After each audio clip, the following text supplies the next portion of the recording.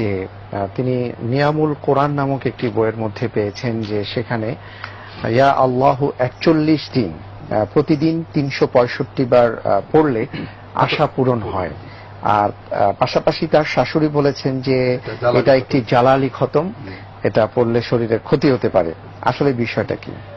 হ্যাঁ, পর্যায়ক্রমে প্রথম কথা বোন, নিয়ামুল কোরআন বইটা কেউ পড়বেন না, এটা অত্যন্ত আপত্তিকর। অনেক জাদু আছে। নিয়ামুল কোরআন নামে যে বই বাজারে প্রচলিত রয়েছে, এটা আমি বলছি এই বাংলাদেশেরই খুব প্রসিদ্ধ ব্যক্তিত্ব ছিলেন ফুরফুরার পীর আবু বকর সিদ্দিকী।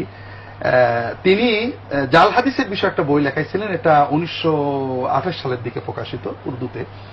সমাজে প্রচলিত জাল হাদিসগুলো ব্যাপারে ব্যাপক আলোচনা করার পরে তিনি লিখেছেন এই সব বই পড়বেন না, তার ভিতরে নিয়ামুল কোরআন, নাফেউল খালায়েক, এইগুলো সম্পূর্ণ জাল হাদিস, জাদু টোনা ইত্যাদি কেন্দ্রিক। মাকসুদুল মুমিনিন একটি বই আছে, জি, এটা অবশ্য ওই কিতাবে নেই। মাকসুদুল মুমিনিন বইটাও অনেকটা এরকম। এ ব্যাপারে আমি আরেকটু কঠিন কথাই বলতে চাচ্ছি যে এই মাকসুদুল মুমিনিন, নিয়ামুল কোরআন, নাফেউল খালায়েক সমাজে প্রচলনের জন্য আমাদের সমাজের ভালো আলেমরা 60% যায়।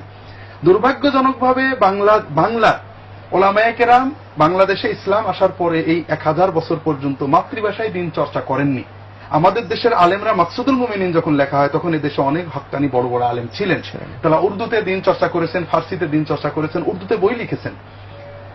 তারা মাতৃভাষায় দিন চর্চা না করে প্রথমত আল্লাহর দেওয়া দায়িত্ব অবহেলা করেছেন। কারণ আল্লাহ কোরআন কারীমে বলে ওমা আরসালনা মিন রাসূলিন ইল্লা বিলিসানি কওমিহি, প্রত্যেক রাসূলকে আল্লাহ তার মাতৃভাষা দিয়ে পাঠান, যে লিউবাইয়িনা লাহুম, তাদের কাছে মাতৃভাষায় বয়ানটা হবে। আমরা আমাদের এলেম কালাম বয়ান এটা মায়ের ভাষায় জনগণকে দেওয়ার দরকার ছিল, দেয়নি।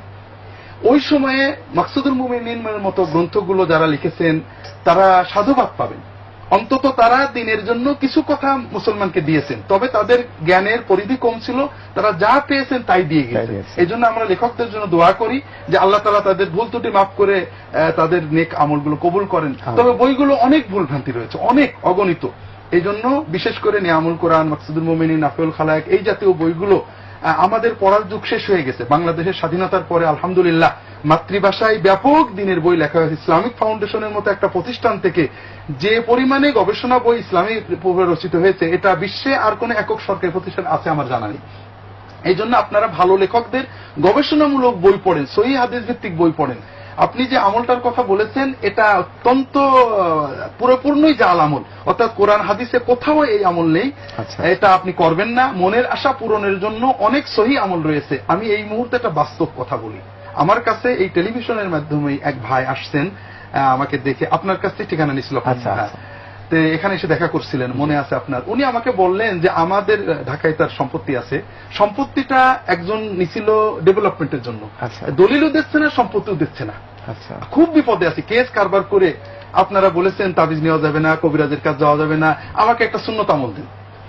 এখন সুন্নত আমলের জন্য আমি কয়েকটা সুন্নত আমল দিলাম। আলহামদুলিল্লাহ কয়েকদিন পরে তিনি আসছেন, বোধহয় 2-3 সপ্তাহ পরে, যে হুজুর ও আমার দলিলপত্র সব ফেরত দিয়ে গেছে। মাশাআল্লাহ, মাশাআল্লাহ।